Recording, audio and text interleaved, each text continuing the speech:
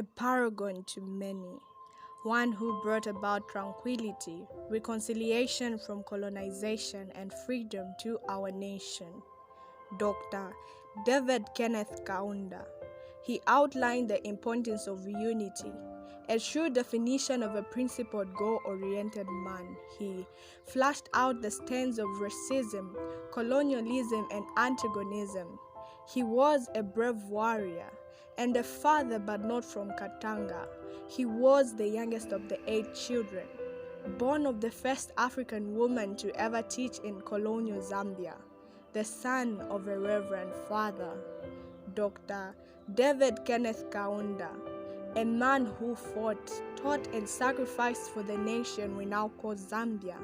From a teacher to a headmaster, his formidability granted him the opportunity to become an assistant at an African welfare center and a boarding master of a mine school in Mufurila, not forgetting the position of the choir master of the Central African Congregation and the Vice Secretary of the Nchanga branch of Congress for that matter.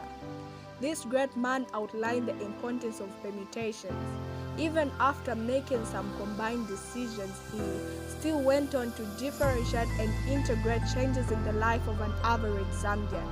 After the combined efforts to mobilize native African people against the European-dominated Federation of Rhodesia and Nyasaland failed, after the new generation of leaders in Congress wanted Northern Rhodesia to become an independent African state as Ghana had become in 1957 failed, after being imprisoned for 2 months with hard labor, that didn't stop him from pressing on towards his conceptual view of the future, the visual manifestation of his purpose and that glimpse of the reason for his existence. They say, bitter produces bitter, but his was a better principled product.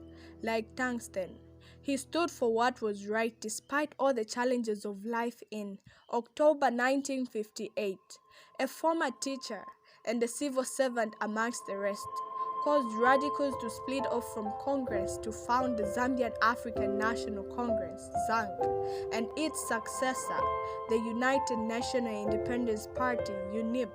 Unfortunately, ZANC got banned and he was imprisoned for 9 months. They thought they had stopped him, forgetting that like the sun, he was sent by God to bring forth light in the hearts of many generations. They forgot that when the sun shines, many things are brought to life and others die. Dr. David Kenneth Kaunda brought forth light, a new way of life, and a spirit to fight for what is right. Dr. Kaunda left a trail that Mainza Chone and other nationalists used while he was still captive. They thought holding him captive would make him less active. Surprisingly, he was proactive. They thought holding him captive was the solution, but they forgot that he was an arrow that sparrowed through their limits the time he was released and landed into his purpose. As the sun brings light, life, and death, when he conquered, he brought death to colonization, life to the Zambian nation, and light to the hopes of many generations. Dr. Kenneth Buchizia Kaunda, you might be gone, but your legacy still remains with us, even in your grave. You brought life to a future that was hoped for by many but couldn't go for.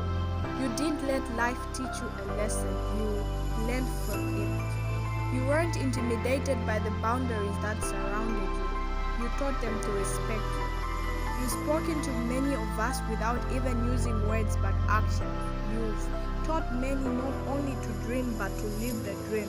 You are no selector of man. You saw potential in everyone, such that irrespective of every parent's ability to pay, children were given free exercise books, pens and pencils, which encouraged parents to sponsor their children. The University of Zambia that you helped build, the Kitwe Institute of Learning that is now known as CBU, the mighty Copper Belt University and Evelyn Cohn College of Education, and now producing thousands of graduates. As Sir Isaac Newton put it, to every action there is an equal but opposite reaction. Earth has lost and heaven has gained a gallant soldier. May you rest in glory, our gallant soldier. My condolences to the whole nation.